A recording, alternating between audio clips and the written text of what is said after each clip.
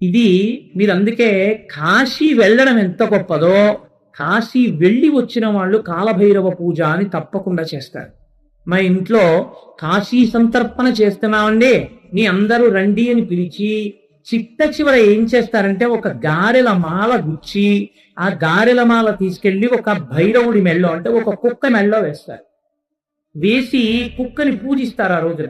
కాబట్టి ఈ కాలభైరవ స్వరూపం అన్నది ఏది, ఎందుకు వచ్చింది, ఏ పరిస్థితులలో వచ్చింది, ఎటువంటి స్థితిలో వచ్చింది, దాని గురించి వింటే ఎంత అభ్యున్నతి కలుగుతుంది, ఎంత గొప్పతనం కలుగుతుంది. మీరు ఒక్కసారి అవధరిద్దురుగాని 4 ముఖాలు 4 వైపులకి పైన ఒక ముఖం. శంకరుడికి ఇప్పుడు సజ్జోజాత అఘోర తత్పురుష మామదేవ ఈశానములను 5 ముఖాలు ఎలా ఉంటాయో అటువంటి 5 ముఖాలతో ఉండేవాడు. ఈ 5 ముఖాలతో ఋషుల వంక చూస్తూ అన్నాడు, అదేమిటయా బ్రహ్మను ఎవరని అడుగుతారేంటి, నేనే బ్రహ్మము. దీన్ని మీరు లోపలికి తీసుకెళ్ళి ఆలోచించాలి. మనం ఏమంటాం, మా అబ్బాయినండి, ఏది మీ అబ్బాయికి చర్మము కాని, రక్తము కాని, మాంసము కాని, కొవ్వు కాని, అస్థి కాని, శుక్ల కాని, మేత కాని నువ్వు తయారు చేసింది ఉందా? అందులో ఈశ్వరుడు నిర్మించాడు. అది ఈశ్వరానుగ్రహం. నీకో కొడుకు, ఈశ్వరానుగ్రహం నీకో కూతురు, ఇది నా ఇల్లు అంటే అందులో ఉన్నటువంటిది ఏది నీది, నీరు నీదా, సిమెంట్ నీదా, అందులో అన్నటువంటి అంటుకోగలిగినటువంటి శక్తి నీదా, ఒక ఇనుము సిమెంట్తో కలిసి ఒక స్లాబ్ అయ్యే శక్తి నీదా, ఏది నీది? ఈశ్వరుడు ఇచ్చాడు. మరి నా డబ్బండి, నీ డబ్బు సంపాదించడానికి నీకు శక్తిని ఎవడిచ్చాడు? ఈశ్వరుడు ఇచ్చాడు. నువ్వు ఉన్నావు భవతి మంగళం, నువ్వు గృహప్రవేశం చేయడానికి ఎవరిచ్చారు? వాడు నీలో ఉండబట్టి నువ్వు శివమై ఉన్నావు. నీదేమిటి? అన్ని నాది నాదంటావే, అన్ని నేను సృష్టించాను, నేను కొన్నాను, నేను పెట్టానంటావే. ఈ అనే ప్రకృతికి బ్రహ్మ అని పేరు. కాబట్టి ఇప్పుడు దారి తప్పిన బ్రహ్మ ఇది. అన్నీ నేను చేస్తున్నాను అంటోంది. పై బ్రహ్మగారి గురించి అనకండి, లోపల బ్రహ్మగారి గురించి విచారణ చేయండి, మీకోసం వస్తుంది కదా. ఇప్పుడు ఏమైంది, వాళ్ళ ముగ్గురిని పెట్టి మీకు కథ నేర్పుతున్నారు. ఇప్పుడు బ్రహ్మగారు అన్నారు, నేనే ఈ లోకాలన్నింటినీ సృష్టించింది, నేనే నిక్కపు కర్తని, నేనే ఈ సమస్త లోకాలని ప్రవర్తింపచేసిన వాణ్ణి, నేనే వీటిని సంహారం చేసేవాడిని, నేను ఎప్పుడైనా చచ్చిపోయినా నేను ఇప్పుడు బతికే ఉంటాను. కాబట్టి నాకన్నా బ్రహ్మ ఎవరు? నేనే బ్రహ్మ. ఎవరికి వాడు ఏమంటాడు, ఇది నాదండి, అది నాదండి, ఇగో ఇదంతా ఈ సైట్లన్నీ నావండి. ఏమయ్యా ఎప్పుడు నీవో ఉండిపోతా, ఎందుకు ఉండిపోవండి వాడంటే తెలియత కూడా చచ్చిపోయాడు, నేను చచ్చిపోతానండి, నేను ఇలాగే ఉంటాను, అవన్నీ నావే అంటాడు. ఎవడైనా నేను చచ్చిపోతానండి, అదేంటి ఇవన్నీ నాకు ఉంటానంటే నేను వెళ్ళిపోతాను, నేను అశాశ్వతం అండి, ఈ శరీరం ఉంటుందా అంటానండి. అలా అంటే వాడు ఇవన్నీ నావన్నీ అండి మహాజ్ఞానం అయిపోతాను. కాబట్టి ఇప్పుడు ఇవన్నీ నావే, నాకు చావు ఎక్కడుంది అన్నాడు. అంటే చిత్రం ఏంటంటే పక్కనున్న శ్రీ మహావిష్ణువు అన్నారు, పొడిపడి ఈ జగంబులను పుట్టక చేసి తీయను కాదే ఈశ్వరుడను యజ్ఞపూరుషుడ సర్వము నిలరువారవీని నిబ్బరముగ తత్తమారయము పన్నుగ ఇందరిలాన ఇట్లు పెద్దరికము చూపబోకు ఇక తప్పులు పల్కకు నీరజోద్భవ. ఇతికారుడని ఉన్నది ఉన్నట్టు నిలబెట్టడం అదొక లక్షణం. ఇప్పుడు ఆయన అన్నారు, అదేమిట్రోయ్ నా అంత వాణ్ణి నేనంటున్నావు, అసలు నువ్వు పుట్టింది నా నాదిగమంలోంచి కదా, నేనంటూ ఉంటే కదా నువ్వంటూ నువ్వు పుట్టుకొచ్చావు. కాబట్టి అసలు నీ అస్తిత్వం నాలో ఉంది. 2 యజ్ఞపురుషుణ్ణి నేను, నువ్వు చెప్పిన 4 ముఖాలతో చెప్పిన వేదంలోంచి యజ్ఞంలో ఎవరిని ఆరాధిస్తారు? నన్ను ఆరాధిస్తారు. కాబట్టి నేను యజ్ఞపురుషుణ్ణి, అన్నీ లేవాన్ని నేను. నిబ్బరంగా తత్వం ఆలోచించు. ఇదేమిటి నీ ఎంతవాణ్ణి నువ్వు అంటున్నావు? నువ్వు కాదు, నేను బ్రహ్మ అన్నారు ఆయన. ఇద్దరికీ ఈ విషయంలో జగడం వచ్చింది. నిజంగా వాళ్ళకి కాదు జగడం, అన్నీ నేనే సృష్టించాను, ఇవన్నీ నా వల్లే ఉన్నాయి. ఇదొక చిత్రం. ఆ లోకం ఎలా ఉంటుందంటే, నేను ఒకసారి ఒకరింటికి వెళ్ళి చాలా ఆశ్చర్యపోయాను. ఆ ఇంట్లో భర్త గారు బాత్రూమ్ దగ్గర కూర్చున్నాడు. నేను వెళ్ళేటప్పటికి రెండు అన్నయ్యారు, రెండు అన్నాడు. అంటే వెళ్ళి అమ్మ ఏడి మా స్నేహితుడు ఏడి అమ్మ అంటే, ఆయన్ని పొద్దున్నుంచి బాత్రూమ్ దగ్గర కూర్చోబెట్టామండి అంది. ఏమమ్మా ఏమైంది, ఎందుకు బాత్రూమ్ దగ్గర అన్న?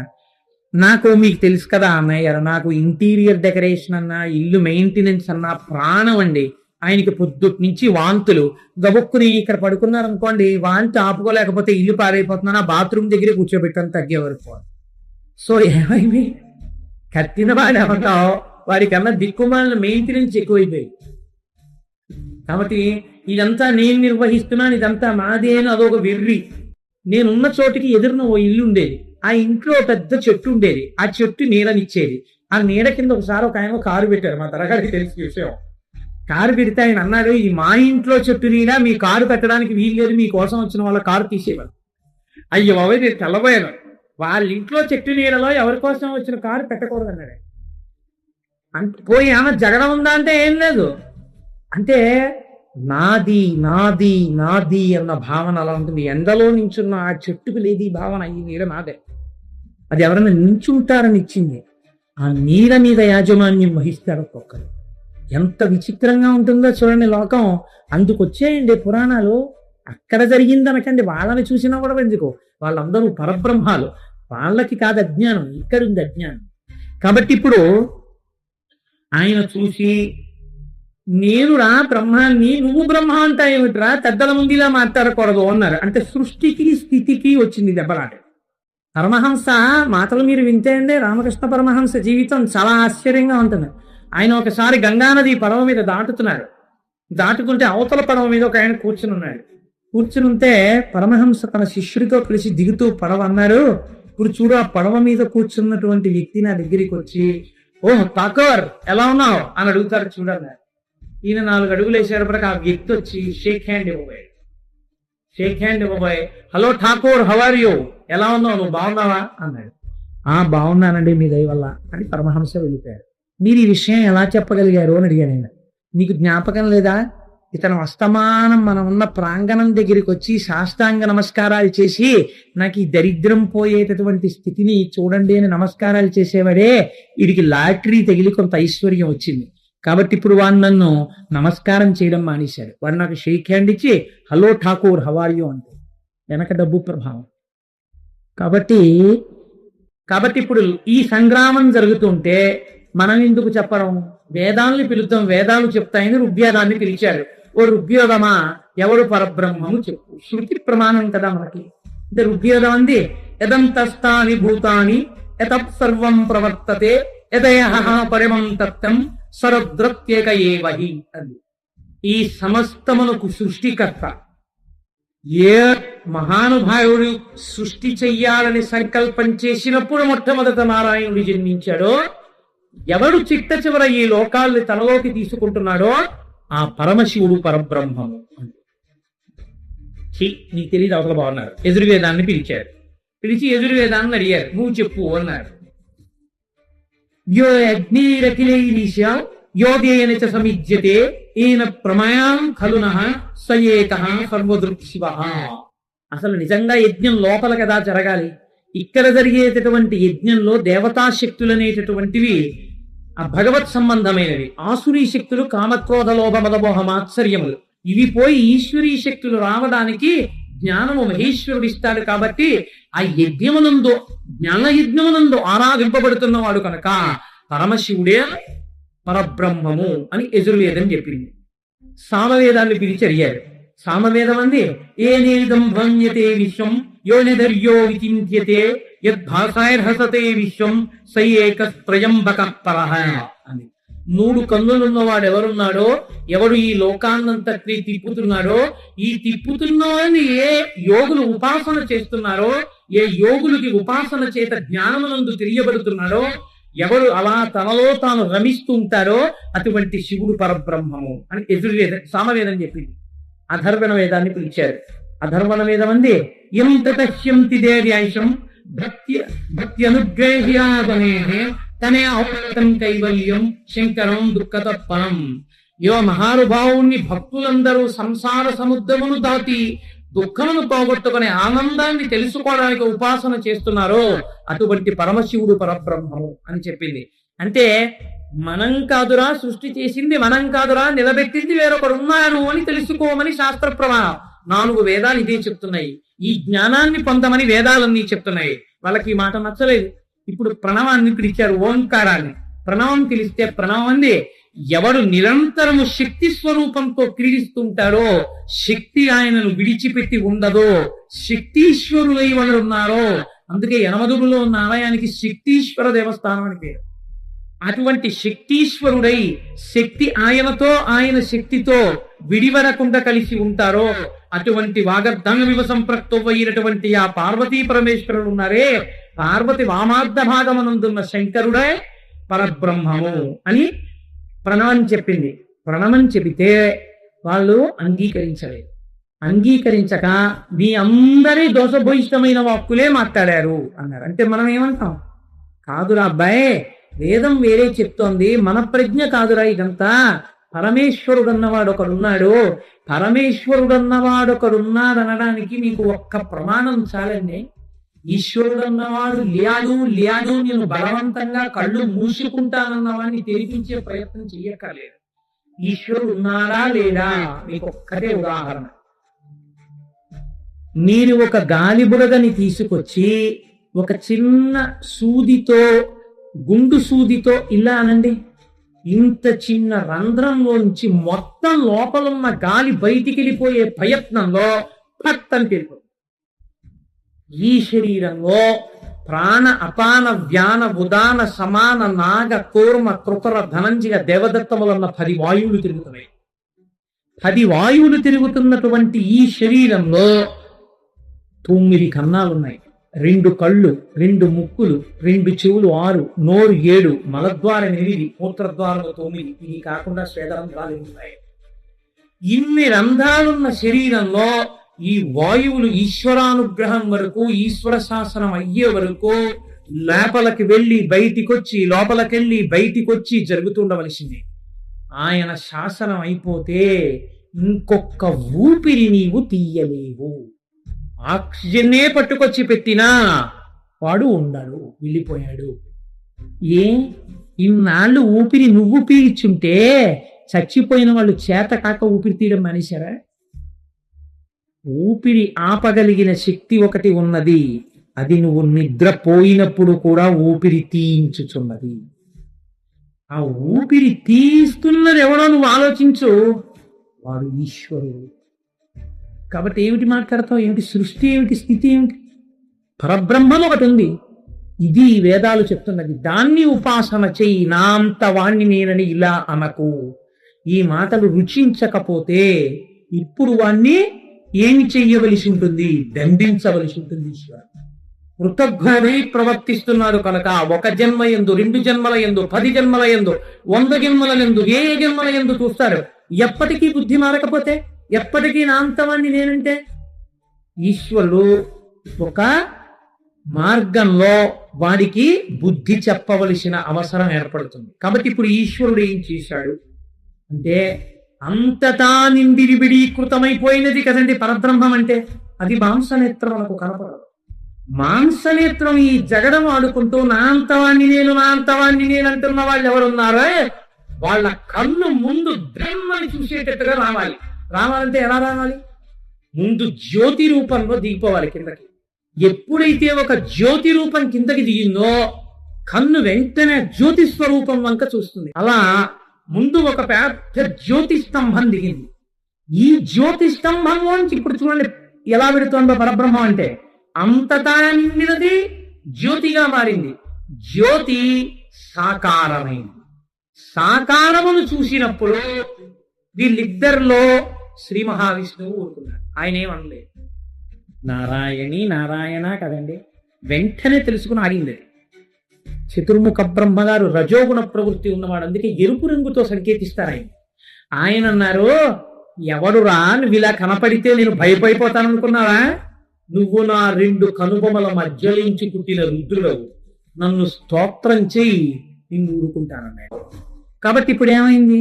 ఈ మాటలు ఎప్పుడైతే విన్నాడో వీడికి ఇంకా బుద్ధి రాలేదు. కాబట్టి ఇప్పుడు దండించాడు. దండించడానికి ఇప్పుడు అది రూపాన్ని మార్చింది, ఘోర రూపాన్ని పొందింది.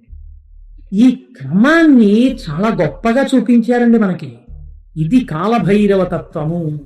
ఇది నిర్గుణంలో మొదలవుతుంది. అంతటా ఉన్నది మీకు కనపడదు, నిర్గుణంగా ఉంటుంది. అది గుణాన్ని పొందుతుంది, జ్యోతి అయింది. అక్కడతో ఆగలేదు, అది సాకారమైంది. అక్కడతో ఆగలేదు, దాన్నే ధిక్కరిస్తే ఇప్పుడు ఆ బ్రహ్మం ఏమైంది? ఆ బ్రహ్మాన్ని మీరు జాగ్రత్తగా అర్థం చేసుకుంటే, పార్వతీదేవి చెప్పింది, నువ్వే నాకు తాతవి, నువ్వే నాకు మామవి, నువ్వే నాకు కొడుకువి, ఇన్ని రూపాలు నువ్వు ఉంటావు. ఇన్ని రకాలుగా నీతో నాకు అనుబంధం ఉందని. ఎందుకని బ్రహ్మము కాబట్టి అది అన్ని అనుబంధాలను పొందుతుంది.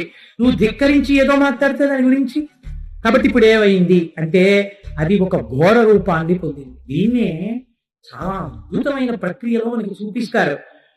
ఓం నమో భగవతే సదాశివాయ సకల తత్వ విదూరాయ సకల లోకైక కర్త్రే సకల లోకైక హర్త్రే సకల లోకైక సంహర్త్రే సకల లోకైక వరప్రదాయ సకల దురితార్తి భంజనాయ సకల జగదభయంకరాయ శశాంక శేఖరాయ శాశ్వత నిజావాసాయ నిరావాసాయ నిరామయాయ నిష్కలంకాయ నిష్ప్రపంచాయ నిర్ద్వంద్వాయ నిస్సంగాయ నిర్మమాయ నిర్మలాయ నిర్గుణాయ నిరుపమ విభవాయ నిత్య శుద్ధ బుద్ధ పరిపూర్ణ సచ్చిదానందద్వైత పరమ ప్రకాశాయ తేజోరూపాయ తేజోధిపతయ జయ జయ జయ రుద్ర మహారుద్ర వీరభద్రావతార కాళభైరవ కల్పాంత భైరవ కపాలమాలాధర ఖట్వాంగ ఖడ్గ చర్మ హరసు పాశంకుశ ధమరుక మృగశూల చాప బాణ గదాశక్తి బిందివాల కోనర ముసల ముసుండి ముద్గర ప్రాస పరిఘ పట్టిస శతఘ్నీ చక్రాబ్జాయుధ భీషణకర సహస్రదంస్త్రాయ కరైర్వదన వికటాట్టహాస విస్ఫాటిత బ్రహ్మాండ మండల నాగేంద్రహార నాగేంద్ర వలయ నాగేంద్ర చర్మ నాగేంద్ర కుండల మృణ మృత్యుంజయ విరూపాక్ష విశ్వేశ్వర వృషభవాహన విష విరూపణ మాం రక్షయ రక్షయ ప్రజ్వల ప్రజ్వల చోరాన్ మారయ మారయ మమ శత్రువునుచ్ఛాటయోచ్ఛాటయ శూలేన విదారయ విదారయ కూష్మాండ భూత భేతాల మారీగణ బ్రహ్మ రాక్షస గణాత్ సంత్రాసయ సంత్రాసయ మానాభయం కురు విత్రస్తం మానాశ్వాసయాశ్వాసయ దుఃఖాతురం మానానందయానందయ చుతృశాక్తం మానాప్యాయాప్యాయ అమృత కటాక్ష వీక్షణేన మానాలోకయాలోకయ మాం సంజీవయ సంజీవయ నరక భయం మాముద్ధరోద్ధర శివ కవచేన మామాచ్ఛాదయాచ్ఛాయ త్రయంబక సదాశివ పరమశివ నమస్తే నమస్తే నమస్తే నమః అని లోకం నిలబడిపోయింది. ఇప్పుడు ఏమైంది? నిర్గుణమైనటువంటి వాడెవడున్నాడో వాడు ఒక్కసారి అటువంటి రూపంతో సహస్రకంస్త్ర వికటాత్త సవిస్ఫాటిత బ్రహ్మాండ మండల నాగేంద్ర నాగేంద్ర వలయ నాగేంద్ర చర్మ ధార మృణ మృత్యుంజయ అటువంటి రూపాన్ని పొందాడు. పొంది ఏమి నీ ఆజ్ఞ అని మొదటి రూపాన్ని అడిగాడు. అహంకారంతో మాట్లాడుతున్నాడు. జ్యోతి స్వరూపంలో ఆవిర్భవించిన మూర్తిని 5వ తలతో ధిక్కరించాడు. నా 5 తలలు వాడి 5 తలను లెక్క పెట్టాడు. గిల్లే 5వ తలలు. ఇప్పుడు ఈ స్వరూపం ప్రచండ రూపాన్ని పొందింది. దిగంబరమై 5వ తలని తన గోడితో గిల్లేసింది. అలా గిల్లేసిన రూపం ఏదో అది కాలభైరవ స్వరూపం. ఇప్పుడు గిల్లేస్తే 4 తలకాయలు పట్టుకెళ్లి అమ్మవారి చేతుల కింద పెట్టేశారు బ్రహ్మగారు. పెట్టేసి ఈశ్వరా పొరపాటున నేను అలా మాట్లాడాను, ఎవరు బ్రహ్మమో నాకు ఇప్పుడు అర్థమైంది.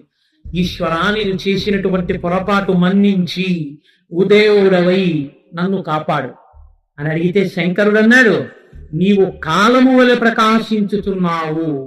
కాలం ఎలా వెళ్ళిపోతూ ఉంటుందో అలా ఉంది నీ నడక.